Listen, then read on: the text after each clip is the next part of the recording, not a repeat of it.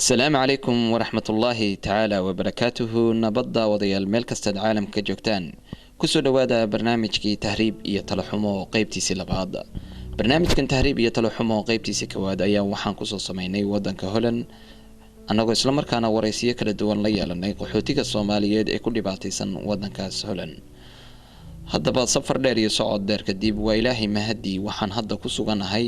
wadanka Talyaaniga gaar ahaan caasimadda Roma. wadankan Talyaaniga ayaa waxaa ku nool qaxooti Soomaaliyeed oo aad u tiro badan. wadankan ayaa si isbuucla ah waxa ay uga soo xirtaan qaxootiga Soomaaliyeed gobolada ay ka mid yihiin Sicilia iyo waliba gobolka Lampedusa oo xiga dhanka qaaradda Afrika. qaxootigan ayaa waxa ay ka duwan yihiin qaxootiyada kale ee ku nool wadamada Yurub. qaxootigan ayaa waxay haysan noloshii caadiga ahayd ama nolosha daruuriga ah oo qofka bini'aadamka uu ku noolaado. hadday tahay caafimaadka iyo waliba waxbarashada iyo waliba guri ay degaan.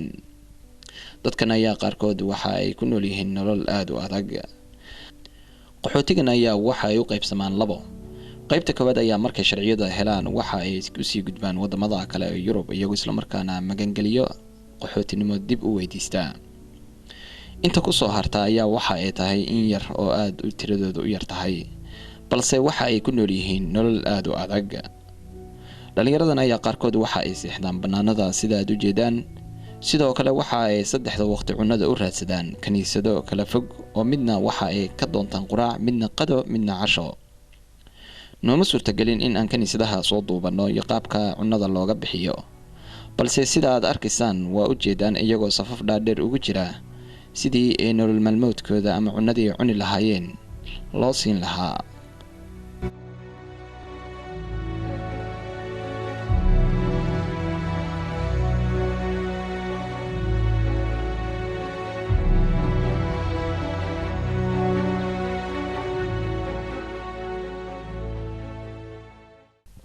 waxaan wareysiyo kala duwan la yeeshay dhalinyarada Soomaaliyeed oo iskugu jira gabdho iyo wiilal. wareysiyadoodii ayaa waxay u dhaceen sida tan. magacay wax leedahay Nuur Yuusuf Baraale waxaan ku dhashay magaalada Burco 2009 bishii 3 baan soo bilaabay saxaraha soo galay dib weyn bay iga soo gaadhay kawaadhi baan la dhacday jeel baan galnay anagoo kooma kooda jirnaa jeel la geliyay 9 bilood baan u xirnayn doon baan soo raacnay doontii weyn la degtay 4 qof baan kaga hadhnay intii kale way wada dhimatay tii labaad Ilaahay wuu nagu soo guuleeyay Talyaaniga soo galnay halkan faa'iido iyo dheef ka sugaynay dhibaato ma sii bilown meel kasta Yurub kamid ah tagno laga soo celiyay iyaduna lagu soo celiyay dad farale baanu nahay Talyaanigana daryeel kuma haysano. Talyaaniga iga soo gaadhay gurilaan bay iga soo gaadhay shaqalaan bay iga soo gaadhay daawalaan bay iga soo gaadhay wax kasta dhibaato iga soo gaadhay. waayo maxay tahay waxa lagu oranayaa waxa tahay ajnabi istareeyay baa tahay wadanka waxba kama tiid xabashiyad baa lagu sheegayaa Eritrean baa lagu sheegayaa marka taa Soomaaliyeed baan kulli Afrikaan Soomaaliyeed baa lagu oranayaa isku mid baa tihiin. waxaan tagay Sweden fari baa laga helay faraha maxay tahay computer bay ku jiraan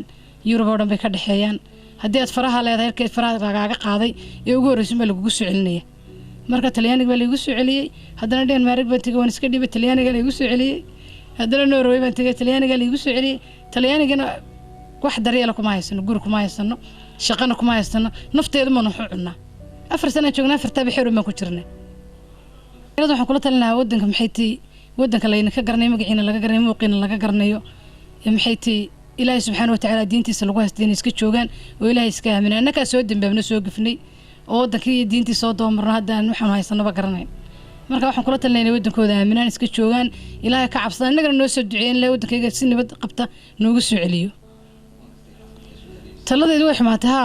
laba meedaba waan ku xumaaday taladeedu ku xumaatay mid waxaan isla wax kororso xumaan kororsan midna waa baan dambaabada Soomaaliya Ilaahay ma joogo weeyaan mar hadad aamin weedeer saaqada Ilaahay waa Ilaahay xagga ma joogo Yurub joogaaba taasina waa dambi wax kororsan wax beel baa dhashay hadda aniga waxaan ku noqdaan haysto hadda waxaan ku noqdaa haysto de waalidkii baan tagay ducadan shaqaysan lahaa.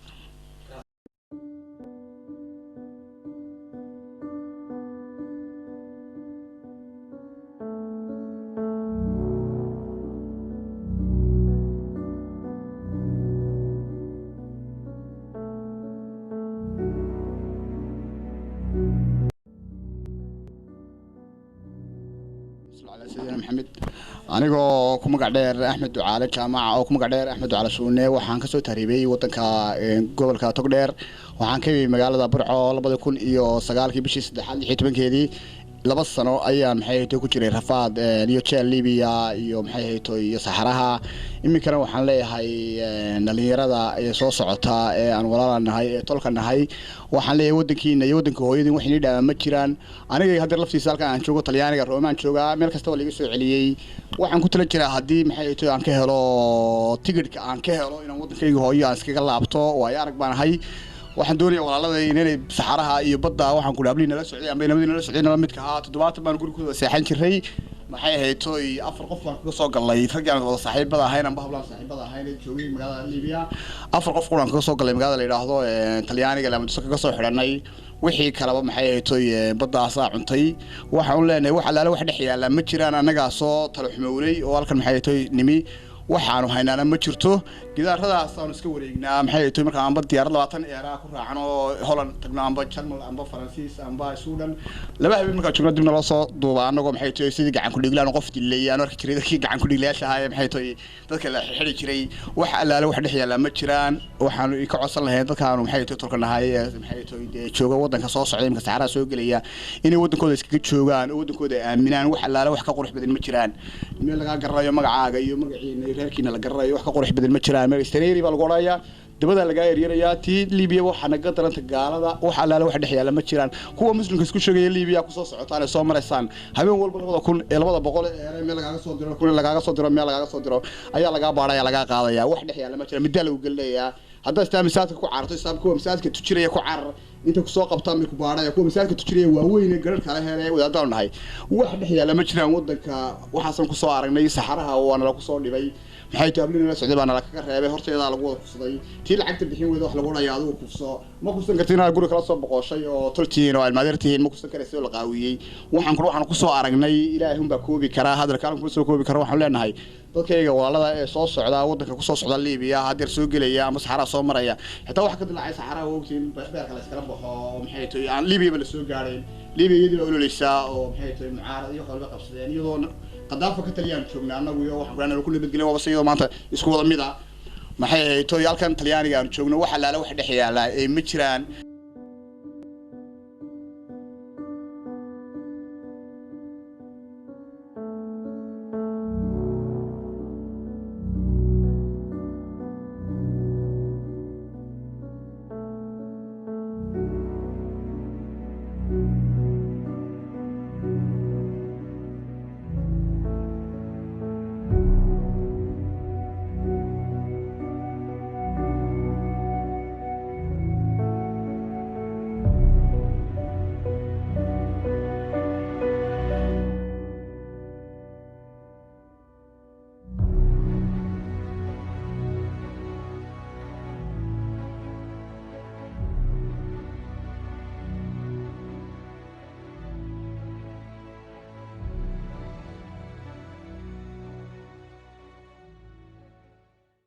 الرحمن الرحيم magacaygu waa Raxmo Musaadaf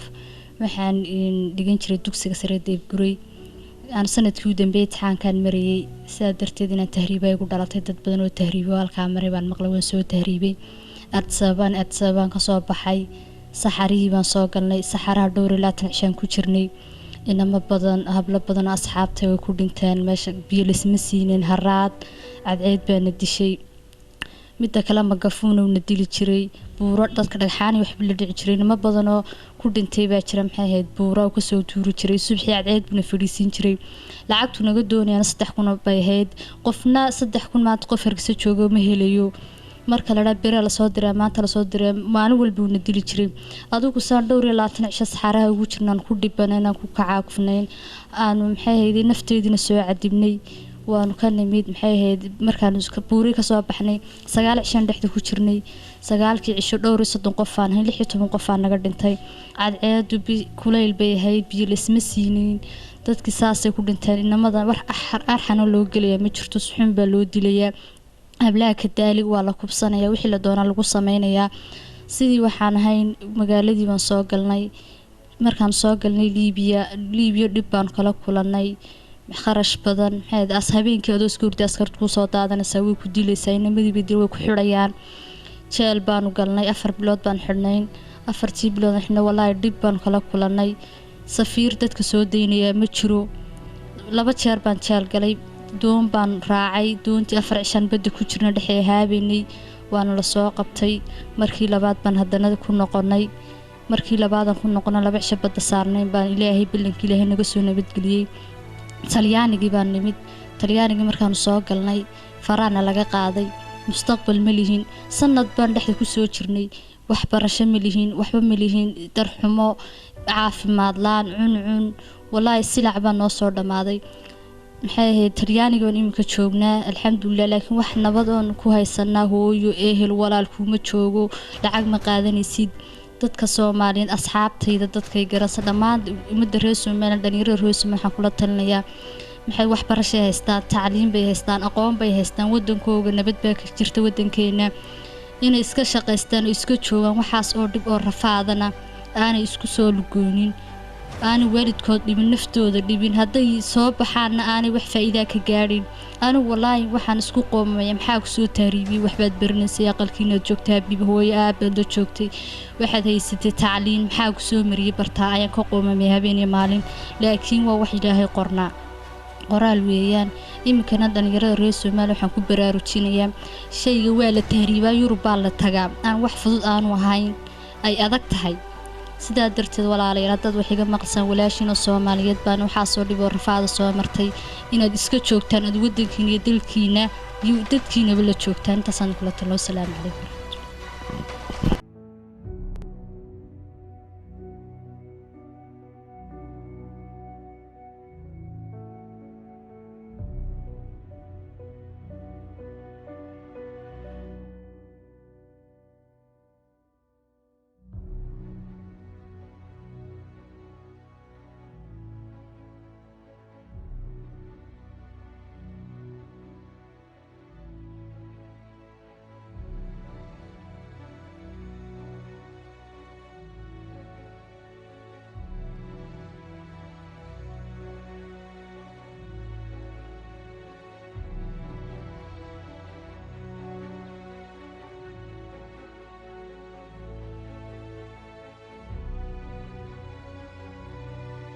waddankan Talyaaniga ayaa waxaa lagu amaanaa dhanka sharciyada qaxootiga Soomaaliyeed marka ay soo galaan muddo 9 bilood ama 8 bilood gudahooda waxa lagu siiyaa sharciga loo yaqaan travel document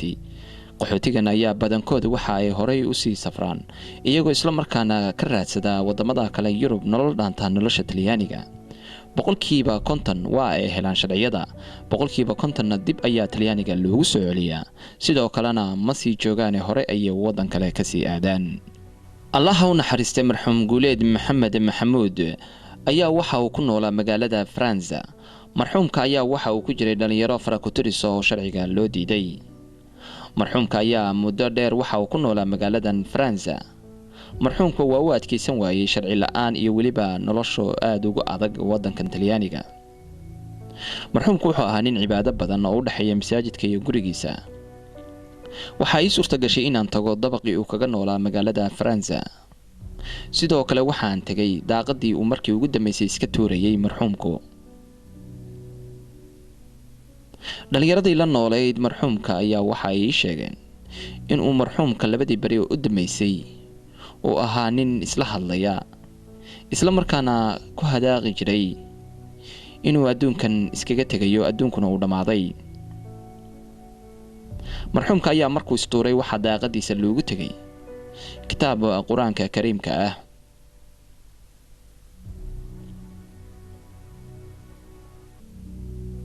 waxa ay ka mid tahay dhacdooyinka ugu naxdinta badan ee ka dhaca wadankan Talyaaniga إنا لله وإنا إليه راجعون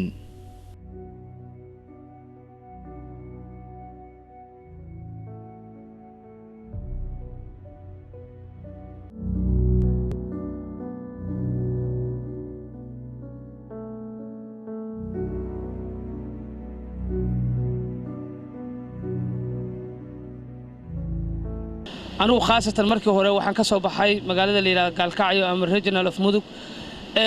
nin aan saaxiibanahay baa wuxuu igu yiri warniyow hal lacag baa darbiga laga qaataa iyo adduunka ma garatay isku soo dilaacday oo halkan baa Yuruba meesha maxad Gaalkacyo ka fadhida alcamuum waxay doontaba ha noqotay meeshan aniga xogaa baaga muudaa family waan ha baaga muudana meesha waa ku ahaa waxay doontaba ha noqotee ninkaas waxa weeye wuxuu igeliyay wax la yaab buufis ama Soomaalidu ay ku magacaaday hayi kicis lagu yiraahdo uu soo kiciyay waxay noqotaba ha aatee nin walaalkay ahaa waa soo taaribay Suudaan baan soo maray inaan hadalka in ku dheereeyana ma rabo Ethiopia soo maray dhulkaas aan soo jeexay kama warami karo maanta haddaan halkaan dhaho waxaan soo maray baan in kaga sheekeynayaa waxay noqonaysaa ilaa 4 saac laakiin hadalka waan soo koobaya meel walba wax la yiraahdo nin la yiraahdo magafa ayaa fadhiya ama isbaaristi saa u taqaanaan magacyo badan ama ma garatay tuug Suudaan Kenya Ethiopia horta markaad soo gashidba waxa lagu bilaabayaa mustawaqa ma haysataa adigu maray xamar baa tahay adigu maray waqooyi baa tahay nin Ethiopiana maartay baalkii isha ku baaranaya lacag baa laga qaadanaya haddii mustawaqadaadu sax tahay haddii sax ahaynba waa laga maartay waa lagu baalkii ii sheeg waxaad soo noqonaysaa waa laga waxa lagu leeyahay lacag waa ina dhibta waxay doontaa ama waxa sax noqdo ama noqonin waxay doontaa ha noqotay waanu imid Addis Ababa Suudaan baan imid ilaa Suudaan ilaa Addis Ababa waa soo lugeynayay Allahu musta'aan waxay doontaa ha noqotay ilaahay subxaanahu wa ta'ala aniga waxa weeye wuxuu keenay meesha la yiraahdo xuduudka Suudaan iyo Liibiya asna magafa kala jooga anagu rag badan baan ahay lacagtii qarashkii waxba nagu yaraaday dib badan baa adigu soo gaadhay tawakkal badan baa ku soconay laakiin waxay doontaba ha noqotay muddaan meesha joognay ilaahay subxaanahu wa ta'ala na waa soo fududay waxaan nimid meesha la yiraahdo caasimadda Liibiya ayadana dad badan baa lagu xirxiray anaga meel badan waqti badan baa meeshana la ku haystay lacag malax farashaana la ku bixiyay haddana anigu Itaaliya 10 sano jooga arintu way isbedeshay waxa la sheegay $5,000 in nimanka lagu maartay xilligan la isku soo sidaayo xilligan waxa la sheegay oo aanan waxba qarinayn gabdha Soomaaliyeed dad in xataa lagu kufsaday Suudaantii magafakaya niman kale isbaaristayaal baa lagu sheegay xarigu iska daa rag badan oo hadeertan Liibiya dagaal badan ee dib badan baa ka dhacday 2014 ka marayna anuguna xilligan ka sheekeynay waa 2003 2014 inta waxaan ugu yimid rag wax ka jajaban rag gacmaha ka jajaban rag la garaacay rag la yiri in xabsiga waa leen ka saaraya in leeyni dilo mooyaane rag lacagtii inta laga qaatay hadana dadkiina dalbada ugu yaraan rag hadda yimaado rag meed ka iyo rag lacagtooda ma garatay ugu yaraan ilaa 15,000 lacag gaaraysa ay ku soo baxday oo dollar de 15,000 anigu ilaahay subxaanahu wa ta'ala maanta imaqlaayay hadaan anigu aan haysto aan heli karo wallahi ma been inii sheegaynay $1,000 hadaan anigu haysto inaana Gaalkacyo ka soo taariibeen meeshadan joog lahaa waana ka shaqaysan lahaa waana wadankayga hooyo oo Soomaaliyeed laakiin waxay ahaataba on buufisna waa lagu xiray nin waxayana markii ma ahayn inkastoo xirfada badda tsunami baa ka dhacay baddi dhibaatooyin badan baa adu wada ka dhacay inii kuma daalin karo laakiin maanta anigu dhalinyarada Soomaaliyeed ninka Soomaaliga oo dhalinyarada ee maanta teenage-ka ee 25 sano jira inuu wadankiisa Soomaaliyeed ku qanco inuu xirfad samaysto inuu magarata Allah subhanahu wa ta'ala diintiisa barto in iimaanka Ilaahay ku sugo waayo saddex xalig baa meesha yaala saxarahan oo 6 maalmood 7 maalmood lagu soo jiraayo badan oo halig ah oo mararka qaarkood anagu 7 maalmood baan maartay sabeeynay ilaa astaghfirullah alazim 3 maalmood baan sabeeynay 7 maalmoodna waa ku jirnay laakiin 3 maalmood baan sabeeynay oo shidaalka naga go'ay kabaad Ilaahay subhanahu wa ta'ala wuxuu nagu badbaadiyay markab halkaan markaan imid oo Talyaaniga aan nimidna farihii baa la iska qaaday maanta waad la socotaan khaasatan waliba ragga soo taariibaya wala soognaa qaacidadeedii ku socdaan waanu Liibiya halkaas soo mareen Itaaliya markaan imid adduunka wax international yiraahdaa jira wadanka Talyaaniga waxa weeye 5 sano wadamada xataa baasaboorka ku dhiibaan nolol baa qofka la siiyaa guri baa la dejiyaa wixii doonta baa iska noqoto wadanka Talyaaniga wacigiis waad la socotaan anoo hadalka koobaya rag dhalinyar dadku waa wada fahmay idaacadaha kulay warbixinta waa la wada hayaa anigu 10 sano aan fadhiyaa wali ilaa hadartan darbi ma jiifta anu beenini sheegma ala ina naclatullah al kadibin waxaan haya malahan marka hore magacaygu waxa weeyaan farax farxaan faarax anigoo ahaan jiray markii hore qof shaqaysata ardayadna ah dhinacna waan ka shaqaysan jiray dhinacna ardayad baan ka ahaa balse laakiin waan soo tahriibay tahriib baa igu dhashay in tahriibo hadse yeeshee aan soo tahriibay tahriibkaygu wuxuu ahaa ilaa Addis Ababa iyo ilaa yoomka gobolkan aan joogo maxay heeday ah maxay heeday hadda Roma haddaan soo tahriibay waxa weeyaan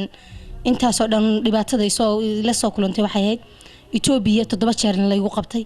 7 jeerna la igu dilay la igu jirdilay 24 saacadood marka Ethiopiaankaas na qabtaan anagoo dad badan oo ah tahriiba in la dilay oo la celinayay hase yeeshee wixii oo dhan markaan ka soo gudbay haddana saxaraan soo arkay ummadda Soomaaliyeed ee ku dhiban ee ku dhimanaysay dad lacagtooda loogu soo diri waayay dad maxay heeday iyadoo ku dhibaataysan oo aan waxba haysanin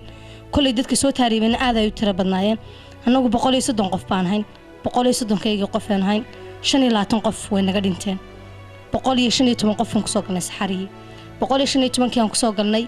waxa ka soo baxay haddana 25 qof oo keliyata waxaan ku soo aadnay 25 sabhan meel la yiraahdo oo marka Liibiya ka tirsan sabhan markaan soo galnay waan ka soo baxnay sabhana inamada Soomaaliyeed markaan sabha joognay waxay ku dhibanaayeen keliyata in la garaaco 24 saacadood in biyaan loo ogolayn in suuliyaan loo ogolayn in ay wax cunaan inaan la siinaynin talabaad waan ka soo baxnay Liibiyaan baanu nimi kuwii hore madowga ahaa ka kaalayna qaar cadaan oo nimi kuwa cadaankii gabadh adigu la qabo oo sheegata marwo in la qabo way ixtiraam way ku lahayd laakiin inanku yeelantu markaan isqabin inantana gooni baa loo kaxaysanay waxay doontaa lagu soo sameeyay inankuna markaa maxay heeday wala dilay wala jirdilay laakiin hadii la raawon isqabnaa in lagu kala baxsanayay hadii ay maxay heeday dhacday waxa soo dhani waxaan kale ka soo arkay maanta Liibiya in namadu ay ku dhibaataysan yihiin jirkooda cuncun ku dhaco nabarro waaweyn ka soo baxaan jeelka lagu caansiiriyo in badanna ay ku jiraan habluuka daalig in iyaga hadii la xidho jeel la geliyo 4 bilood 5 bilood in lagu raajiniyo fasiir baa jira dadka soo daaya fasiirkaas inaanu soo deynin cidna oo maanta la oranayo cid buu dadka soo daaya waa been cidna ma soo daayo qof waliba shilinkiisu kaga soo baxa shilinka laga soo baxa jeelka waxa weeyaan $1,200 lacagta ugu yaray doon marka lagu la soo qabto waa lagu jirdilaya 24 saacadood cuntada in lagu siiyo lagama yaabana suuli xataa lagu ma ogola inan waa isku mid talabaad saddexaad kale waxa weeyaan in inamadu Soomaaliyeed aad ay ugu dhiban yihiin meesha habluuna ka daalig waayo nin walaalkay maanta liigu hor dilayo oo nin Liibiyaan ee horteeda ku garaacayo in yaroo 12 jir horteeda ku garaacay mana awoodo inaan ka celiyo asaguna ma awoodo inuu iska celiyo waayo wadankiisa buu joogaa talabaad kale baddaad aragtay waxaan soo aragnay anagoo doon ah maxay heeday 118 qof ah ayaa waxaan soo badbaadinay doon ay ku jiraan 11 qof doontaas anaga way naga horeysay oo doon hore u gashay maalintii Eid ay ahayd doontaasi waxay ahayd 130 qof waxa ka soo baxay 11 qof baa ka soo badbaaday dadka u badan ay haayeen reer Burco dadka kalena ay haayeen reer Hargeysa inta kalena reer Xamar ay haayeen yeeshee hadda maxay heeday dad markay intii aan saxaraha ku jirnay waxaanu aragnay dad badan oo adigu dhintay oo lafa ah hase yeeshee dadkii anaga nala socday anagoo 135 qof waxaan hadda ka hayaa maxay heeday 25 qof oo nimka 25 qof ay hadda igula socdaan inta labaad kale maxay heeday waxa dhacday kale hablihii anaga markay la socday asxaabtayda ahaa Amiira inan la oran jiray Amiira Shiina la yiraahdo hadda waa reer Burco inantaa dad walaalo Ilaahay baan hayn iyadu way dhimatay inan Ciima Cabdiraxmaan la oran jiray iyaduna ka daalig way dhimatay farax waxa ay ka mid tahay dhalinyarada soo martay wadadan aadka u halista badan waxaana ay soo gashay sanadkan aan ku jirno farax ayaa waxa ay ka warantay noloshii ay soo martay farax waa gabar dhalinyaro oo aad u daayar isla markaana waxa ay soo martay wadadan halista badan waxa ay wadanka Talyaaniga soo gashay sanadkan 2014 farax waxa ay soo aragtay nolol aad u adag sidoo kale dhalinyaro ee saaxiibo iyo ehelba ahaayeen ee waxna isla cuni jireen hal meelna wada seexan jireen ayaa qaarkood doon la degtay farax ayaa marka ay interviewgan ka qaadayay mar walba ilmeynaysay iyadoo isla markaana soo xasuusanaysay asxaabteedii iyo ehelkeedii.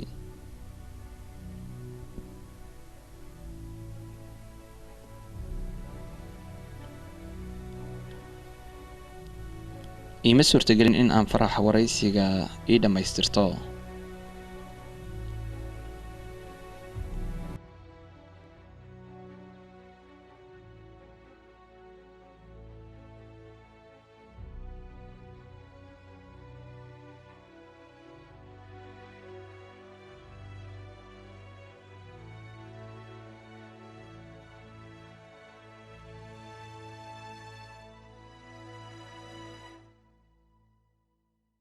magacaygu waa Cali Maxamuud Geesay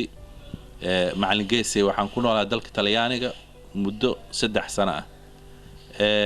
barnaamijkan wuxuu ku saabsan yahay barnaamijkii talaxumo tahriib iyo talaxumo. waxaan rabay inaan ka hadlo tahriibta iyo dhibaatooyinka ay leedahay iyo talaxumada dhalinyarada badan ee Soomaaliyeed ku hayso qurbaha siiba wadankan Talyaaniga. waxaa lala soo kulmaa dhibaatooyin badan ha ahaato midii dhulka ama badda ama markii wadankan Talyaaniga gudihiisa aad timaadaba. anoo soo koobayo tahriibta dhulka iyo la soo maraya saxaraha ha ahaato ama dalka Liibiya amba tan badda la soo marayo dhibaato aad iyo aad u badan ayaa taalo ha ugu badnaato saxaraha amba wadanka Liibiya gudihiisa ama markii badaba aad soo gasho amba ka soo tilaawdo. intaasoo dhan alcamuum waxay keenaysaa ugu yaraan 30% ama 40% dadka soo tahriibay oo kaliya inay soo gudbaan oo wadankan Talyaaniga ay yimaadaan. ha ahaato imaashii haddana dhibaato kale oo fara badan oo aad kala kulmaysaa wadankan ha ahaato kaamkii lagu geeyay farihii laga qaaday sharcigii oo muddo badan aad sugto lacag la'aan shaqo la'aan mustaqbal la'aan. marka waxa loo soo baxayna waxay ahayd mustaqbal iyo nolol in la raadiyo oo dhaanto tan wadanka tii wadanka ayaaba ka roona isleedahay tan qurbaha maanta dhalinyarada ku hayso. alcamuum wadanka waxa laga caawinayo oo kaliya nabadgelyo xumo ha ahaato dagaalada wadanka ka socoto amba qabiiliga amba dawliga amba kuwa kale oo ka soo horjeeda intaba. alcamuum marka wadankan aad timaadana dib kale ayaa kala koobsanaysa taasoo ay ugu horeyso goorma sharci qaadanaysa sharciga qaadanaysa waa noociis noloshay geli doonta ma guriga heli doonta ma way doonta shaqo ma heli doonta ma way doonta. haddii dalka kan oo Talyaaniga ah ka carartana 90% waxaa la helayaa farahaaga in la waayo farahaaga waa 10% ama 20%. haddii la helana dib wadanka lagu soo celiyay wax xuquuq ah ku leedahay ma jirto muwaadin wadanka u dhashay matiid shalay markaa soo gasho adaa iska taga ayaa lagu leeyahay wadanka waa weyn yahay meesha doonta ka gal. haddii aad joogto oo wadanka asaga adkaysatid oo dhahdid wadankan joogaya waxay jecel yihiin dadkan in lacag la'aan loogu shaqeeyo inta lacag ugu shaqeey lahayd. haddaa dhahdid waxaan u baahanahay aaway annaga ma ku keenna meel ku taal annaga ma meeshaan ku keennay annaga ma ku yeeranay. marka waxaan kula talihayaa oon leeyahay dhalinyarada Soomaalida ee hadda joogto wadanka ama Muqdisho ha joogto oo aniga aan ka imid amba ha joogto gobolada kale oo wadanka 18 gobol waxaan leeyahay ka jooga tahriibta ka jooga. ay jeedaan waxaan ahay macallin dhigo iskuul dhigo Muqdisho ka dhigo waliba iskoolka Muqdisho la yiraahdo dhigo muddo ugu yaraan 4 sano maamulka la shaqeeyay oo galaaska koowaad ilaa galaaska dugsiga sare dhigay Xamarweyne ka dhigay iskuul Boondheer ka dhigay Shibis ka dhigay. runtii hadda meeshaan cidna igama taqaan inaan macallin ahay qof garanaysa ma jirto. aqoonti aan leedahay qof meeshaan ka taqaan ma jirto wax ka shaqeeya ma ahanba haddii aad xataa wadankaaga injineerkeeda ama takhtar aad ka yahay xataa inta waxba kama tiid Yurub oo dhan waay xataa ma ahan Talyaaniga oo kaliya. marka waxaan leeyahay qof walba gurigeeda ayay wax ku tahay gurigiina jooga.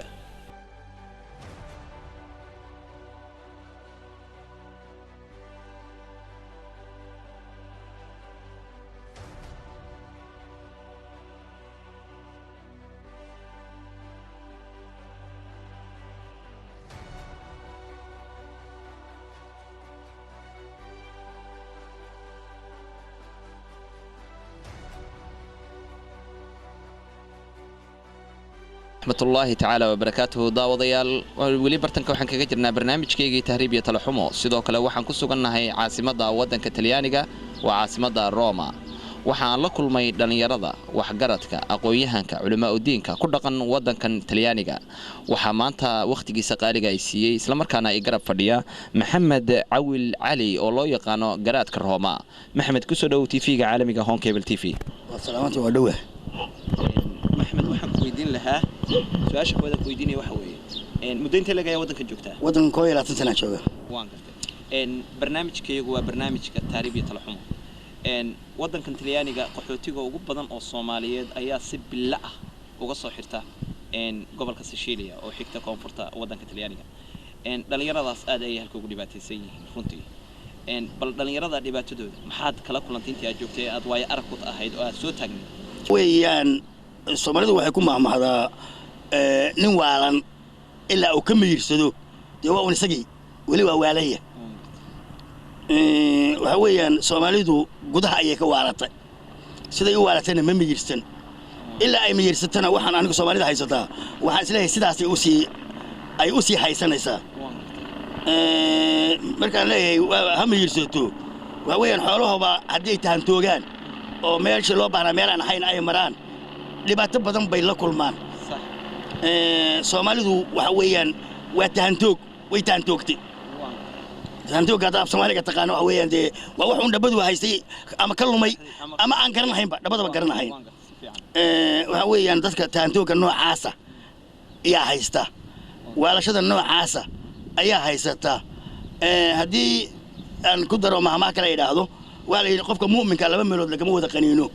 munaafiqa dhowr meelood laga qaniinaa ilaa Soomaaliyada aan salaamayo waa salaamaya meel joogto Soomaaliya waa salaamaya waxaan leeyahay Soomaaliya miiriso Soomaaliya waa lagu qaniinay qaniyadii lagu qaniinay mar uu iska fuji ciyaalku haday xagga systemka Soomaaliya ama iskuuladoodii ama dhaqankii ama nabadii u dhisan yahay dad dhisan oo meel ka baxay noqon lahaayeen waa dad xagga ku soo khaldamay oo dhabadu ka khaldantay halkan ayagoo khaldan yimi wali qaladkii bay ku sii soconayaan aniga waliba 40 sano qurba joogado qurbaha aqaana qaladkii bay ku sii soconayaan horta qolada Soomaaliya mas'uuliyiinta ka ah baaqa aan u diraya waxaan oran lahaa mas'uuliyiin noqda madax noqda wadanka u taliya laakiin intaad meydad mas'uulka ahaan lahaydeen ama dad talaxunka aan u lunsan mas'uulka ahaan lahaydeen systemka in yar u nabada iyo dhalinyarada wacyigelinteeda gacanta ha lagu dhigo halka dhalinyarada waxaan u sheegayaa meel qura ayaan u sheegayaa waa weeyaan dhalinyaradu waxay tiraan markay meesha timaadaan su'aal qoray ku weydiiyaan hatta shaqo kuma weydiiyaan anigu waa taan la yaabanay adiguna aan doonayaa aniga qurayda khibradiga siiso shaqo ku weydiin maayaan taariikhna ku weydiin maayaan waxay ku leeyahay baasaboor baan rabaa baasaboorka cas Yurub ayaan rabaa marka waxaan u sheegay anigu hadda qura 20 sano joogaa baasaboorna wali maalan qaadan sida ay ugu dhiban yihiin uguma dhibanayn Soomaalinimadeeda igala weyneed waxaan kale ogahay in xujo fara badan oo aan la dhaafi karayn ay baasaboorka ku xidhan tahay waana tan aniguba aan 20 sanadood aan wali kula ahay ma fahmaysaa markay baasaboorka doonayaan waxaad moodaa hawsha ka sokaysa process ka sokeeya inaanay fahansanin ayaa ku noqonaysa su'aal aad iigu muhiim ah aniga iyo dadweynahana daawanaya ay weydiinayaan dhalinyaro waxaa jirta aaminsan haddii ay Yurub galaan oo runtii safar dheer soo gala saxaraha ugu dheer caalamka soo maraya badda ugu khatarsan badaha caalamka soo maraya qaarkood waxa laga yaabaa inay kala bar ku dhintaan dhalinyarada markay soo galaan Yurub waxay aaminsan yihiin ama fikir ah waxa ka dhaadhacsan markay dalka soo baxayaan mar haddii ay lugta Yurub la galaan in noloshooda dalka dhaanta in ay la galayaan lugta ma isleedahay adigu fikirka ma isleedahay Yurub ma isleedahay nolol dalkii ka fiican baa taala no saas waa 13 oo no waxaan u bixinay Yurub waxa yaala 99 albaab musakar 99 albaab oo xidhan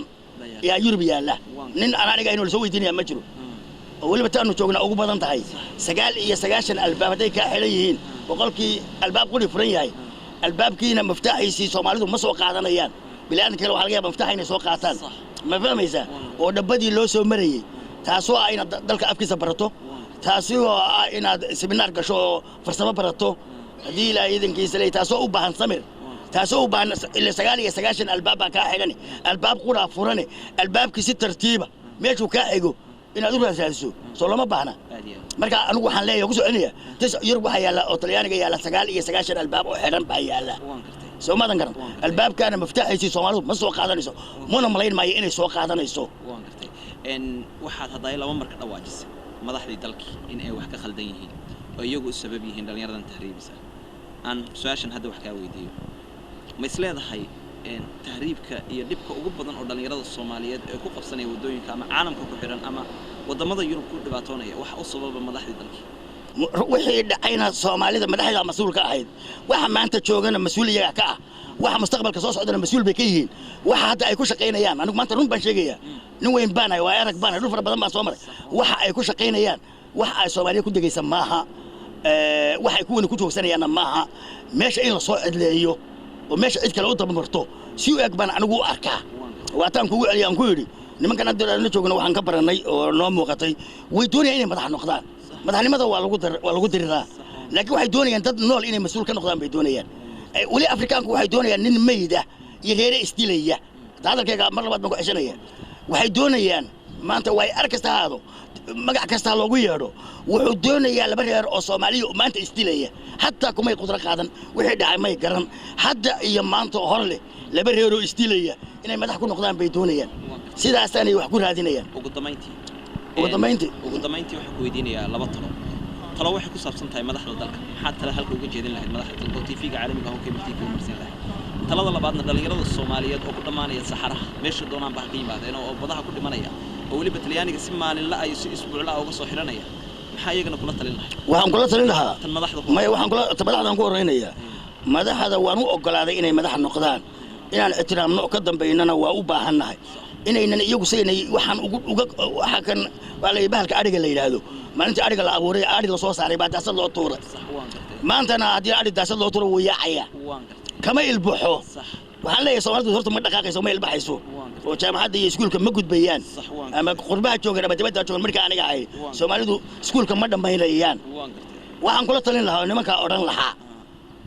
waxaan oran lahaa war wixii kale qaata war wixii kale oo dhan noqda war transportka fura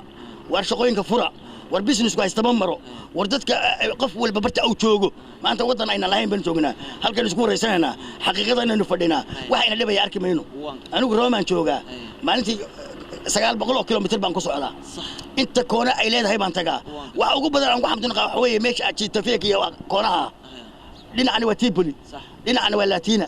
dhinacan horena waan u sheegay dhinacana waxa la yiraahdaa Noord baan aadaa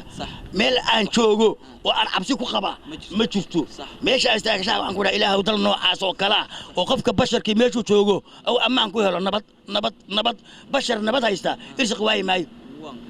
bashar nabad haysta irsiq waay maayo nimankan waxaan oran lahaa intaynu wali taagannahay qole hebel caadifad ku kicay qole hebel la dagaalan qole hebel ka qortay qole hebel ba xageena cunaysa dhaqankan aynu soo baranay ee istubarkii aad u leeyta ee reeraha aynu ku maamulayno reeraha laga daayo reeraha nabad loo gaado reeraha dhabooyinka la furo dhabooyinka la sameeyo waa inta ka shaqeeya nimanka intaas aan oran lahaa Soomaaliya waxaan oran lahaa maruun miyirso wad waalan tahay maruun miyirso ya muuminka laba jeer meel kuma wada qaniine hadaad muumin tihiin ya leedin qaniiyay oo leedin qaniiyay qaniyada iska fujiyo joojiya waxaan oran lahaa oo runa way soo taariibayaan baday ku soo dhimanayaan waxay iyagu doonayeen meeshan ma yaaleen waxaan leeyahay oo cadaynaya oo aan 30 sano khibrada u leeyahay waxa doonaysan ma yaalin Yurub mana ka helaysaan lafiina ugu dhimanina wadankiina aamina hadalku meesha loogu tagaa taa aniga huba 99 albaab mustakar baa idinka soo horeeya baasaboorka aad doonaysaa la'aantiisa ka soo horeysa shaqo la'aan baa idinka soo horeysa guursi la'aan baa idinka soo horeeya goblan baa idinka soo horeeya gabow baa idinka soo horeeya ma fahmaysa nin anigu ibaan maalin ku yiri maalmaha anigu soo galay yaa ninku yiri bal Yurub ka waran wuxuu igu yiri saddex baa laga faa'iido kale male gabow iyo geeri iyo goblan waxa ka waa maxay wassalaamu calaykum waraxmatullahi wabarakaatuh aad iyo aad ayaa u mahadsantahay Maxamed Caawil Cali oo loo yaqaano garaadka Rooma oo nagala qayb qaadanayay barnaamijkan mar labaad ayaan waxaan kaaga mahadcelinaa waqtiga qaaliga aan siisay daawadayaal wali bartanka waxaan uga jirnaa barnaamijkeegii tahriib iyo talo xumo sidoo kale waxaan ku sugannahay wadanka Talyaaniga gaar ahaan magaalada Rooma waxaan la kulmay dhalinyaro ku qaxweynaysa maqaaxi kamid ah caasimadda Rooma dhalinyaradan waxaan rabaa inay igala qayb qaataan barnaamijkan tahriib iyo talo xumo ugu horeyntii waxaan rabaa bal inaan wareysto السلام عليكم. magacaagu saddexnaad ku bilaabaya waxa la yiraahdaa Mursal Abdi Yusuf. mursal barnaamijkan waa barnaamij wacyigelina barnaamijkan waxa la yiraahdaa tahriib iyo talaxumo waxaan rabnaa in aad baraarujino isla markaana wacyigelin u dirno dhalinyarada Soomaaliyeed oo saxaraha ku dhamaanaya isla markaana badaha ku dhimanaya dhalinyarada soo fikir ahaan markooda hore aaminsan mar haddii Yurub tagaan in ay helayaan noloshooda nolol ka fiican waxaan filayaa adiga laftigaaga wadanka Talyaaniga ayaa ku nooshahay safar dheerna oo soo gashay sida aad ku iman lahayd bal barnaamijka wacyigelinta maxaad laba ama halka oran lahayd بسم الله الرحمن الرحيم والصلاة والسلام على أشرف المرسلين سيدنا محمد وعلى آله وصحبه وسلم برنامج كان آدي ويديسين آدي برنامج قيمة بدن ويه وحنا نيسو تشيدين يا ماركتي أمان ورياشة هون كيبل تي في مركا وحويان برنامج كان خاصة أنا قاعد دبعتوين فربضن أيان كلا سو كل مي sababtoo ah muddo fara badan ayaan qurbaha ku noolaa ilaa 15 sano ayaan joogay Libyana waxay ahayd meesha kaliya ee maaragtay dadka badan ee Yurub soo maray ay soo galeen marka waxaan joogay meel wada ah dadkana waxa ugu dhib badan baa la yiri qofka wadada dega mar walba martiba oo iimaanaysa mar walba qaar socda oo iimaanaya marka dabcan dhibaato oo fara badan oo dadkaas tahriibiyaasha ku dhacda ama la soo gudboonaata ayaan maaragtay mawaaqif fara badan ay iga soo martay khaas ahaan aniga moogta waxay soo maraan matalan Ethiopia ama Eritrea kadibna waxay soo galaan Suudaan kadib waxay soo maraan saxaraha weyn ee lama deegaanka Afrika kadib waxay soo galaan Libya marka safarkaas dheer ay soo marayaan waxay la soo kulmaan dhibaatooyin fara badan qaarkood gawaarida ayaa la jabta oo biyo la'aan iyo cunto la'aan baa ku dhacda qaarkood jidka ayay shufta ku heshaa iyo niman jabhada ah oo waa la farxumeeyaa waxay haystaan baa laga boobaa qaarkood niman magafayaal la dhaho dadka ka beec mushtara ayaa dhexda u gala oo maaragtay markii waxay haystaan oo dhan iyo jeebkooda ay baartaan oo wax kale ay ka waayaan ku khasba inay maaragtay dadkooda la hadlaan si maaragtay lacag madax furasho ay uga qaataan ilaa lacagtaas madax furashada ay dhiibaan lama sii daayo had iyo goor kii lacagtaas madax furashada ah dhiibi waayana waxa suurtagal ah in maaragtay operation ay ku sameeyaan iyagoo kaliyaha ama beerka human spare part ay ka dhigaan oo maaragtay kaliyaha ay kala baxaan niman maaragtay khubaro ah oo masaari iyo afrikaan isugu jira oo markaas maaragtay qofka naftiisa uu ku waayo qaar fara badan waxa laga yaabaa inay gaajo u dhintaan qaar fara badan waxa laga yaabaa si loo dilayo oo leeyahay dadkaagu la hadal in maaragtay nabarro xoog loo geysto oo nabarraas uu dhinto qaarkood waxa laga yaabaa markii lacag laga waayo in askarta dawladda lagu wareejiyo oo xabis ay maaragtay muddo badan ku jiraan oo caafimaadkooda iyo maaragtay dhibaato fara badan loo geysto marka mawaaqifta oo maaragtay aadka aan uga tiiraanyoodo markay soo maraan waxa kamid ahaa ragga waxa la yiri safarku waa udan haduu moodku daayo moogta oo raggu dhibka Ilaahay baa u abuuray laakiin dumarka oo maaragtay iyo dadka maatada soo safraya ayaa had iyo goor dhibaato far badan ka imaan jirtay marka qofkii wuxuu ku fakarayaa markuu soo galaba yabaal hor la qabsanaya wuxuu isleeyahay waliba malaha waxa ku jirtaa buu isleeyahay safarkii wali malaha Afrika joogtaa buu isleeyahay kadib Yurubtiiba wali ma gaarin ayay qaarkood iska dhaadhicinayaan moogta way yaacayaan markay yaacaan already farahoodina waa la haystaa Talyaanigu mar haduu faraha ka qaato asaga farahaas uu ka qaataa u daran waad wareegaysaa shimbirku haduu duulo si kasto uu duulo hawada u meeraysto marka dambe waa inuu dhulka yimaado markuu baalashu ka daalaan uu soo degayaa moogta marka kadib markay wadamaas kala tagaan waqti fara badan baa ka luma Dublin farahooda la helaa waa la soo celiyaa haddana wadankii luqadii ay sabaran oo isla qabsan dhibaatooyin fara badan ayay la kulmaan safar bay ku jirayaan marka anigu waxaan kula talinayaa dhalinyarada inay sharcigooda qaataan oo meeshan ay yimaadeen first spot ay sharci ka qaataan kadibna sidii ay ula qabsan lahaayeen ay isku dayaan haddii ay rabaan inay safraan kadib ayagoo sharcigooda jeebka ku haysta ay safraan markaas oo ayagoo bilaa dukumeenti ay wadamo kale ay u safrin sidaasaan ku waanin lahaa ugu dambeyntii barnaamijku waa barnaamij taariikhi talaxumo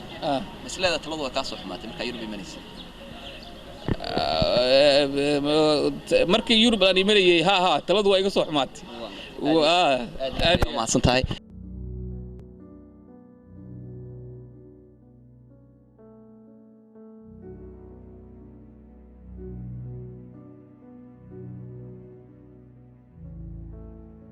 tada ugu badan ee taariikhda waxa saameeysa waa reer Soomaaliland ilaa xad waa dhalinyarta ugu barakaca badani waa reer Soomaaliland marka waxaan leeyahay dhalinyarta reer Soomaaliland run ahaantii waa khaladaad u jira oo xukuumadeena iyo wadankeena baa hortaan wali ictiraaf haysanin runtiina taas way keenaysaa in hoos u dhaqaale wadanka ku yimaado laakiin haddii wadankii hoos u dhac ku yimaado ay dhalinyartii baxdo waalidkiina markuu baxo qofkii dhalinyarta uu ku sii garab galo inuu sii socdo wadankii si dhaqaalihiisu ku soo kabcaya wadanka dhaqaalihiisu waa dhalinyarta horta dhalinyar ahaan inuu aamino wadanka madaxduna marka way haddaad maalin walba adigu wadankaad aamintood isku daydo inaad samayso adigu inaad voluntary xitaa ku shaqayso ya madaxdu way dhiiranaysaa wax way bedeli karaan laakiin markaad adigu wadankii u kacday madaxdii kursigiisu ninkan fadhiya ma oga isaga xaaladiisa dhibaato laakiin haddii dhalinyarta iyo organizationadii ay sameeyaan wacyigelin oo la yiraahdo aynu horta wadanka dhalinyartooda aamini lahayd shaqo abuur voluntary xataa hala sameey waa isbedel baa imaan lahaa halkaas ayaan su'aalka weydiinaya waalidku ilmaha uu ku tabcaa dugsi hoose uga bilaaba ilaa heer jaamacadeed ayuu gaarsiiyaa ninkii dhalinyarada markuu jaamacadii ka qalan jabiyo shaqo male wadankii shaqo levelkiisa ah waxbarashadiisa ah male dalkii dawlad baa ka jirta dawladdu waxay leedahay nidaam walba oo dawlad jamhuuriyad madax banaan ee lahaan lahayd bay leedahay ama xafiis walba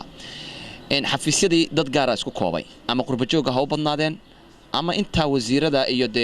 caa'iladooda ha u badnaadeen dhalinyaradii niyadjab weyn baa halka ka imanaya dawladda laftigeedu miyana samayn karin shaqooyin voluntary ah oo dhalinyarada lacag yar ay ku siiso miyana shaqooyin u abuuri karin miyana farsamooyin u abuuri karin oo gacanta ah miyana warshado keeni karin oo shisheeye dhalinyaradan wax ku bartaan xataa oo qaybta farsamada ay bartaan bal su'aasha iga jawaab waa su'aal aad u fiican runtii markaan ku leeyahay waan ognahay waalidku way ku tabceen laakiin marka ardaygii ama wiilka dhalinyarta ha u yimaado heer jaamacadeed waa run wadankii dhaqaale la'aan way ka jirtaa hoos u dhac uu ka jiraa laakiin wax soo saarka markaad adinka organization aad timaado dawladda ula timaado maanta organization ahaan inta soo kaashano dhalinyarta iskaashato organization ahaan ay ula timaado oo ay abuurto isbedel change the life yacni jaamacad baan ka baxay maaha inaad tidhaa title jaamacadeed baan wataa shaqada tan doonayaan helayaa tusaale haddaan kugu soo qaato dadka Yurubiyaanka isagoo heer jaamacadeeda ayuu wuxuu ka bilaabaa titleka hoose shaqo wuxuu isku dayaa marka hore inuu sidoo ajnabiga qaxoontiga ku caawin lahaa step by step buu soo qaadaa voluntary shaqo buu qabanayaa oo 3 bilood ama course 6 bilood oo wadaya laakiin dhalinyarteeni waxa weeye heer jaamacadeed baan gaadhay wadankii shaqo male wadanka jaamacadii haddii dhalinyarta heer jaamacadeed waxa weeye waxaan ku wada takhasusayna arday waliba heelka ugu sareeyo doonaya laakiin hal la sameeyo runtii ama waxaan taageeri lahaa ama aan la ku talin lahaa waar hal la sameeyo sida wax soo saarka loo sameeyo yani farsamadii gacanta waxaad arkaysaa jaamacadaha arkimaysid arday ka baxaya farsamadii gacanta oo ilaa heer jaamacad farsamo gacan wadaya ya waayo haddaad meelaha hoose aad ka bilaabi weydo ama aad barnaamijkaaga aad dhulka ka soo bilaabi weydo dawladdu waxay sabab ugu noqonaysaa runtii sabab u noqon yani dawladdu hadday dhalinyarteedu ay joojin lahaayeen hamigan barakaca oo ay la doodi lahaayeen dhalinyartu waa kuwii la doodi lahaa maanta dawladda arkimaysid tviyadaynu daawanaa qaybta saxaafadeenu la wada soconaa arkimaysid dhalinyar intay meel isugu timid la dawladda waxaasan u bandhignay projectigaasaan u bandhignay annagoo dhalinyarta wadanka ah ya oo wax ka qaban weyday maynaan arag runtii waa qof kasta inuu dhaleeceeyo dawladda ma laakiin dawladdii iyo wax ku tahay iyo dhaqaale ka soo saaraysaa waa adiga markaad isku daydo inaad cashuurtaadii wax lagugu bedelo waa ina dawladdaadu inagu aynu la garnaqsanaa laakiin haddaan idhahdo wadankii shaqo male aan isku programiyaan baxo aan wadankii isku program shaqo male aan baxo runtii waad baxaysaa marka dawladdii cid la garnaqsatay ma helayso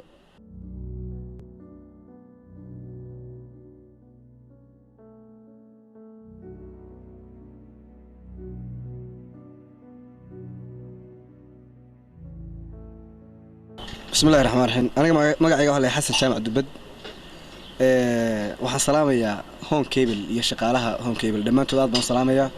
waxaan kale salaamayaa ummadda islaamka oo dhan inta af Soomaaliya ku hadasha haddaan ka warramo su'aasha ay weydiiseen oo ah tahriibka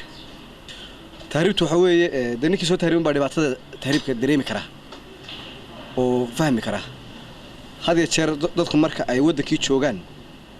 macnaha ma dareemi karaan dhibaatada ay tahriib ku leedahay laakiin waa sheekahan way ku maqlaan laakiin baraatikaalo ma qaadan karaan waayo qofkii waxaan muu aragba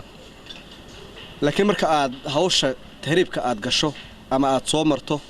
ama aad u soo dhaqaaqdo xagga tahriibka ayuun baad dareemaysaa dhibaatada uu leeyahay haddaan ka warramo qofku marka uu wajaala marayo ayaa dhibaatada ku bilaabmaysaa adaan meel fog gaadhinba markaad wajaala marayso ayaa kow waxa laga bilaabayaa sharciga gidnay waayo wadankaaga waad ka baxday meel kale aad gashay ilaa wajaala ilaa iyo talyaaniga oo imika inaynu joognana waa ogtihiin inta u dhaxaysa waa masaafo aad u dheer haddii macnaha iyadoo dhibaatada halkaa kaaga soo bilaabantay haddana markaad hore u dhaqaaqdaba dhibku kusii kordhaya aniga qudhaydu markii halkaa aan marayay dadka markaan la hadlayo meelaha kala jooga waxaa lagu odhan jiray warniyo iska joog oo iskaga waxba meeshan ma yaaleen iskaga joog baa la odhan jiray qofka sidaa igu yiraahdaa adduunkan ugu necbaa waxaan odhan jiray qofkaasi waa qof xaasida oo macnaha intuu isagu meeshii tagay ayuu adiga ku diidaya macnaha qofka waaba necbaaba dadka kale oo dhan waa caynka macnaha ee dhalinyarta hase yeeshee markii dambe waxaanu aragnay macnaha dhibkii uu lahaa tahriibku baanu aragnay marka qof kasta uu garan karaa maanta Libyana waxa yaala Libya markaad soo dhaafto dhibaatada Libya aad soo dhaafto badda soo galaysa badda waxa weeyaan qofku markuu habeenka uu badda galayo waxa weey khatarta ay leedahay nolol iyo geerin buu dhaxaynaya anigaygan kula hadlayaa kulli asxaabtayda caawa hadee maanta halkan ga arkayaan way wada xasuusan karaan habeenkii ugu horeysay badda soo galay 2006 bishii 7aad bahayd baan maaleen 2006 bishii 7aad bahayd 5 habeen iyo 5 maalmood baan badda ku jirnay habeenkii lixaad labada habeenimo doonto wana la dhacday haddana qof walba maalintii uu dhintay maalintii uu ilaahay qoran buu dhimanaya ما يعدنا ما قريون هذا مراكب يحوان بالبادية لكن وحويا هبيك كاس اسمع عن الحين أديو دبل شوكسة هذا ما تورنا الحمد لله رب العالمين ده شوكة تليانك مركونو معنا عقبات دخلية تليانك يوروب تعال مركونو معنا وحوي يودك تليانك ده فرق صهرية هدي أي فرق صهريان مركب فرق لقى قاعدة وحويا ملك استود الدنيا أتكتكتو يوروب كوجرته انت يوروب لسكو مeel kasta ka tagto faraha goon baad halka saaraysa waxa tahay halka suuq gaarkaya hadda ka hor baan waxaan tagnay Norway 2009 bishii labaad kadibna farahan saaray meesha kadibna farahaygiiba qofkii iga qaaday faraha ayaa arkay farahaygii kadibna waxaan ku wari wuxuu halkaas ka timid talyaaniga ka timid wali ugu moogta macnaha sababta uga maxaad ku garanaysaa baan ku wari gabadh baheedo waxay ku tiri haddii boorso adres dusha kaga qoran yahay diyaarad ka lunto diyaarad kala raacdo adreskaas baa la soo helayaa meeshii ay ka soo luntay ayuunba dib loogu celinaya dadka talyaaniga iyo wadamada Yurub sida Spain talyaaniga Portugiiska Greega dadka yimaadaana ama hadduu Ingiriiska ka kaalay wasa qofka waxa adres ku qoray weey marka adres baa kugu qormay marka talyaaniga timaadana adreskaaguna fari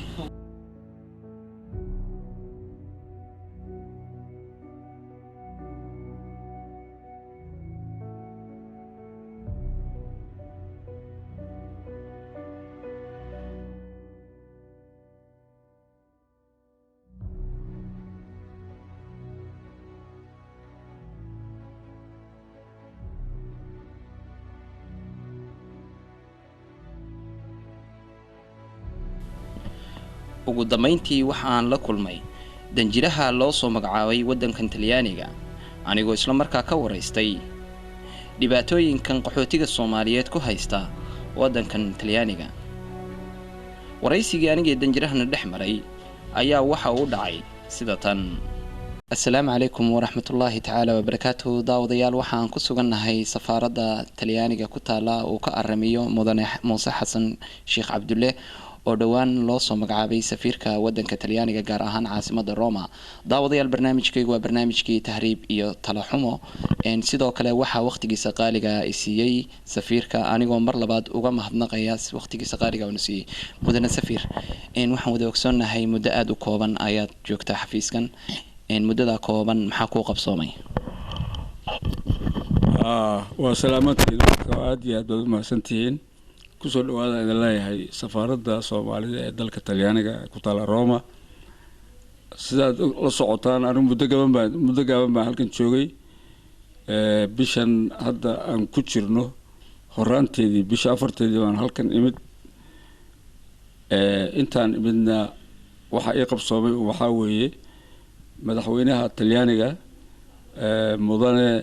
Giorgio Napolitano ayaan waxaan u qadimay waraaqihii aqoonsiga oo credentialka la yiraahdo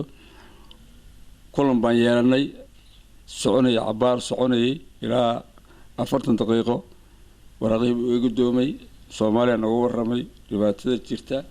iyo hadda xaalka meeshuu marahayo si fiican buu maartay yaal ii soo dhaweeyay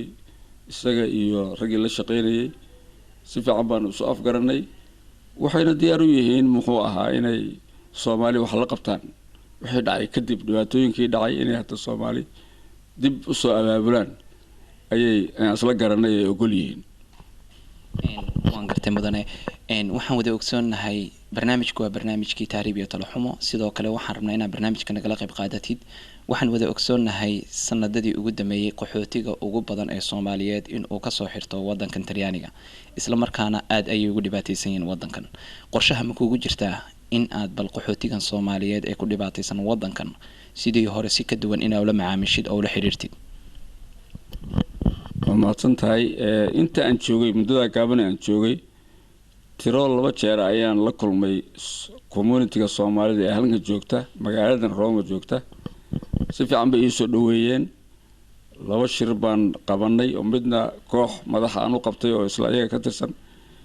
midna aan u qabtay muxuu ahaa intooda badan aad u yimaadeen safaaradda dhexdeeda si fiican bay soo dhaweeyeen sida la wada ogsoon yahay Soomaali badan baa ku rafaadsan meesha Soomaalidaasna waa kuwa badaha ka yimid oo badaha qaar ku soo dhinteen qaarna ay ku rafaadsan yihiin dalkan dhexdiisa shaqo la'aan iyo sharci la'aan ba ay hayso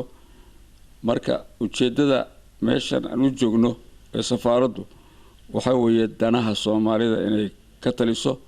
iyadoo haddana dhinaca kale cilaaqaadka dalka aan joogno aan doonayno sidii u wanaagsanaan lahaa oo Soomaalida iyo dawladda Talyaaniga nidaamkoodii iyo safaradkoodii loo hagaajin lahaa Soomaalida rafaadsan oo aan aad uga xumahay dhibaatada soo gaadhay oo soo rafaaday qasadka noogu weyn waxa weeye inaan wax ka qabanno sidii ayaga danahooda wax looga qaban lahaa ama ay sharci u heli lahaayeen ama loo daryeeli lahaa kii wax rabo inuu barto saan ugu raadin lahayn inuu wax barto farsamaha ahaato ama iskool kale oo jaamacad iyo ninkii wax yaqaan ka barto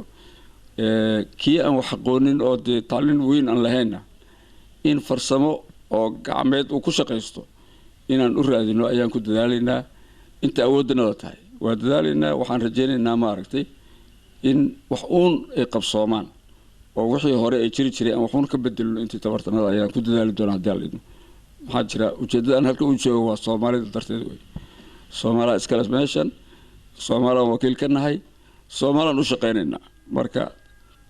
qadiyada noogu intaas way hadii la idmo sidaan wada ogsoonahay maalinba maalinta ka dambaysa dhalinyaradii Soomaaliyeed waxa ay soo galayaan badaha iyo saxaraha dheer oo u dhaxeeya wadanka Liibiya iyo Suudaan qorshaha ma inoogu jirtaa in aad bal barnaamijyo wacyigelin u sameeysan dhalinyarada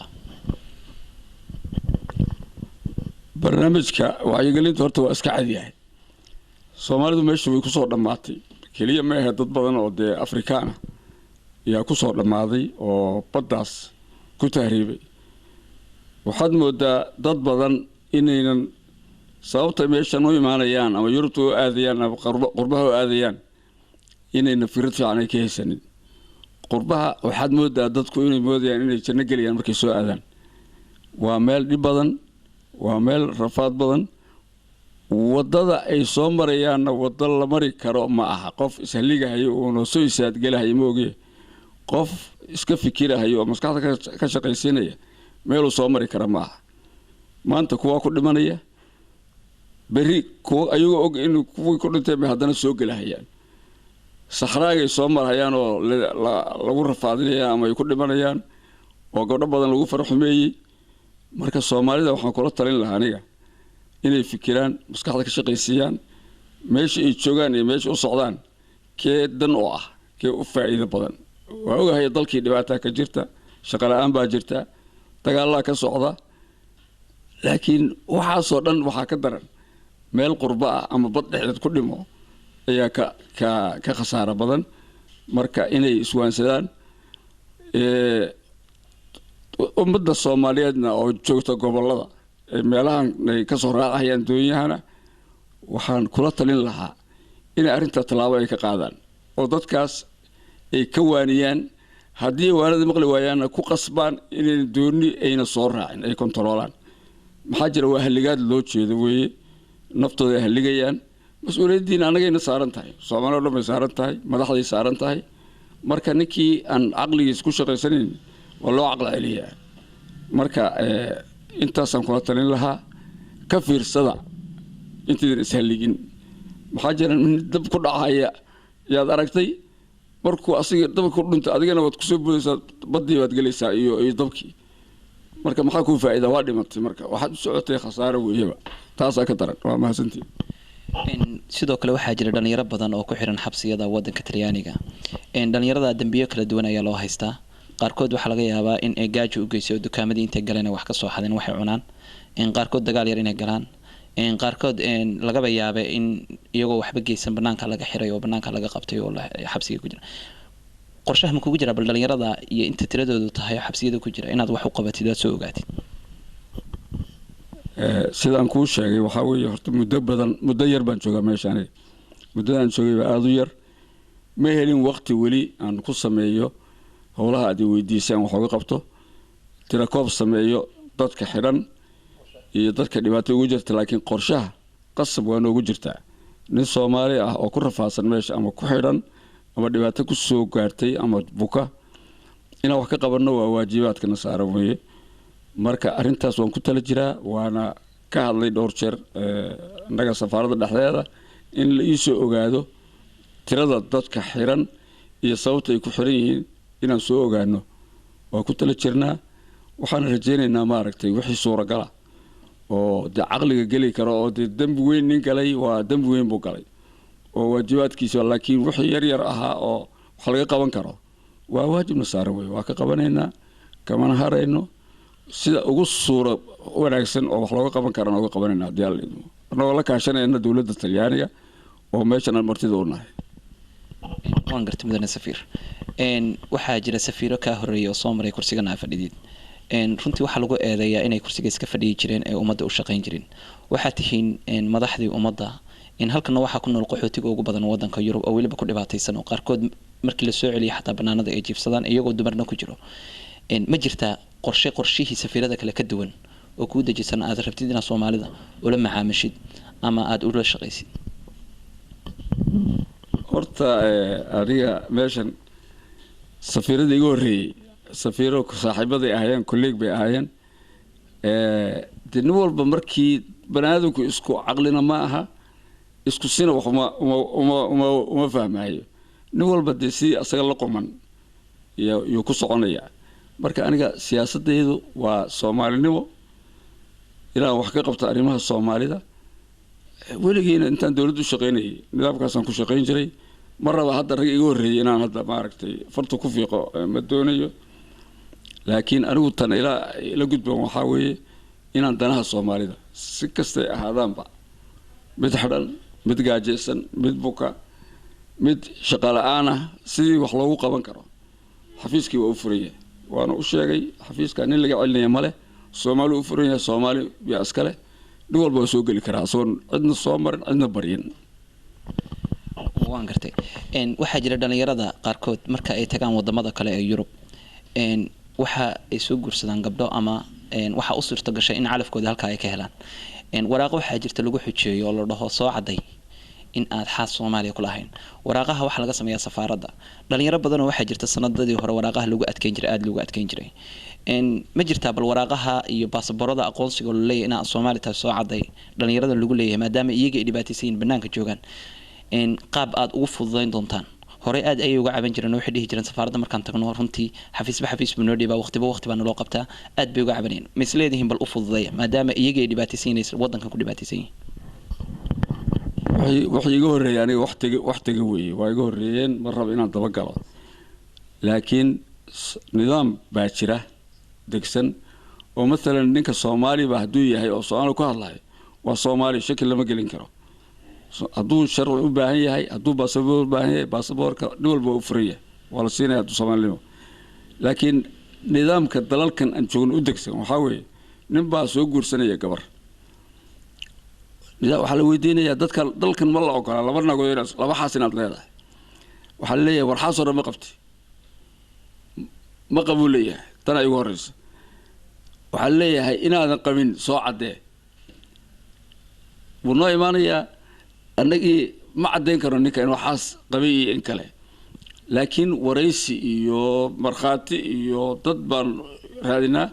aan dhahnaa war markhaati ma kasi ninkan ma taqaanan lahaa naag hore ma qabay may ama haaba ku leeyahay haddii ay noo caddaato ama markhaatigaas uu noo caddeeyo dad lagu kalsoon karaa ay yihiin ay noo sheegaan inuusan xaas hore lahayn waa qasab waa wuxuu u baahan yahay waa la siinayaa laakiin dad badan baa iska jiro oo ayagoo xaasas leh ku dhahaya mana caddayn kartid hadda dad ayaan dhawey nin baa ii yimid saasoo kale iyuu ii sheegay nasiib wanaag dad aan aqaana aniga ayuu ku xirnaa oo ii soo sheegay oo aan la hadlay oo yiri ninkan xaas buu lahaan jiray wuu furay xaastii gabadhii kale nin kale qaba hadeer waa kala tageen saasaan ku siinay sharcigii aan ugu ogolaan inaanu qorno laakiin waxyaabihii la fududeyn karo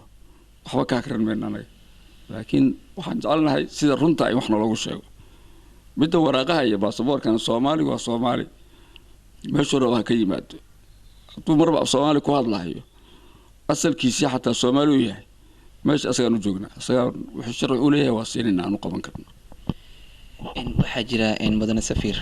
dhalinyaro Soomaaliyeed oo hadda ka hor waxa ay degnaayeen safaaradda waxa ay geysteen kufsi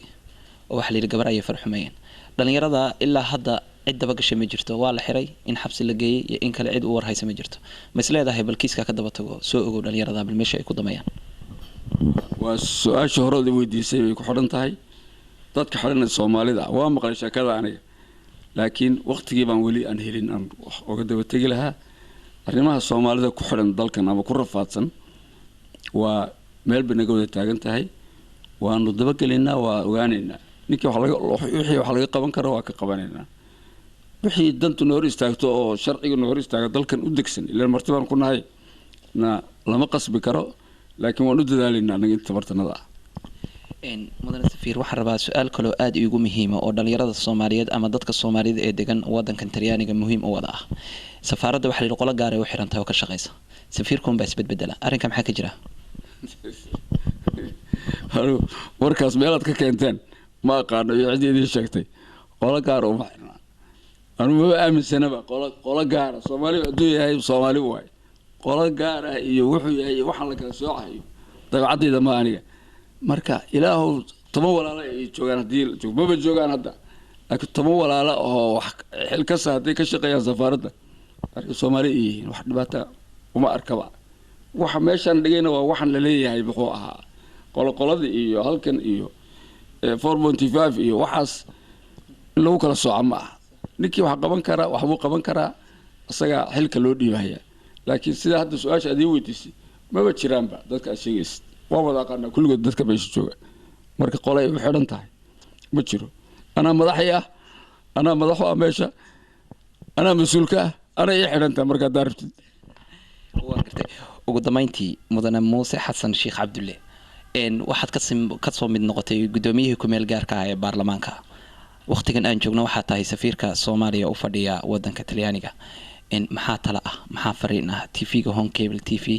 aad u marsiinaysaa dhalinyarada Soomaaliyeed ee ku dhamaaday saxaraha iyo badda? dhalinyarada Soomaaliyeed talada la siinayo waa iska cad ha ishaligina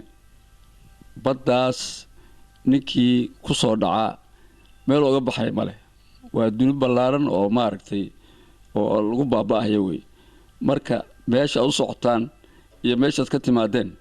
isu miisaama khatarta jirta meeshaad soo cararaysaan iyo meesha u soo ordaysaan oo badda ah isu miisaama dalkiina la idin qaatay dadkiina baa jooga eheladiina baa joogta inaad saligtaan ma iska ilaaliya waliba markaad ogaataan in dad ku dhamaadeen baa haddana soo galaysaan yacni maalmaha u dhaxeeya markii doon ay qariqanto oo doon kale haddana soo gasho oo la leeyahay waa qariqanta marka ma fiicna iska ilaaliya naftiina haligina ilaahay iyo diintu midna ma ogola in ninku naftiisa haligo maaragtay waa kuwa xamar isku haligayo oo kale weeye oo hadeer isqarxinayo oo kale yacni waxa lama dhaawo markaas oo kaleeto marka iska daaya mas'uuliyiinta gobolada joogtana oo dhinaca badaha ah oo doonyaha laga soo raacayana mas'uuliyad baa ka saaran dadkooda ha ka joojiyaan waa qof isdilahaya dad arti waraad ka qabato way oo xog ku muqooniso dad wax kala weyd marka ka fiirsado yaa la saligi maan leeyahay ummadana cayba u soo jeedina marka maalin walba halkan aan laga soo waxa leeyahay lamadiisa dad ku baabeen oo Soomaali ah yacni waa dhibaato way annagana dhibaato noo keenayaan ceebna waa tahay oo dalka jiro dadkan maxaa Soomaali baa leeyahay caruur iyo xaasas iyo dumar baa ku baabaahay meesha mar labaad ayaan ku mahad celinaa mudane barnaamijkeegu waxa uu ahaan doonaa barnaamij wacyigelina oo isla markaana aan rabno in aan dadka ugu soo gudbino xaqiiqda dhabta ah ee ka jirta wadankan Talyaaniga wadankan ayaa waxa uu ku jira wadanka ugu badan ee qaxootiga Soomaaliyeed ka soo xirtaan barnaamijkeegan ayaa waxa uu ahaan doonaa barnaamij socoto ah isla markaana aan ku raadin doono xaqiiqda dhabta ah ee ka jirta wadamada Yurub barnaamijkan waxa la socodsiinaya anigoo ah Sugla Siciid sidoo kale dhanka farsamada iyo kaamirada waxa ay la qayb qaatay Ismaaciil barnaamijkan barnaamij lamida intaan dib ugu kulmi doono waa anigoo idin leh assalaamu calaykum wa rahmatullaahi ta'ala wa barakaatuh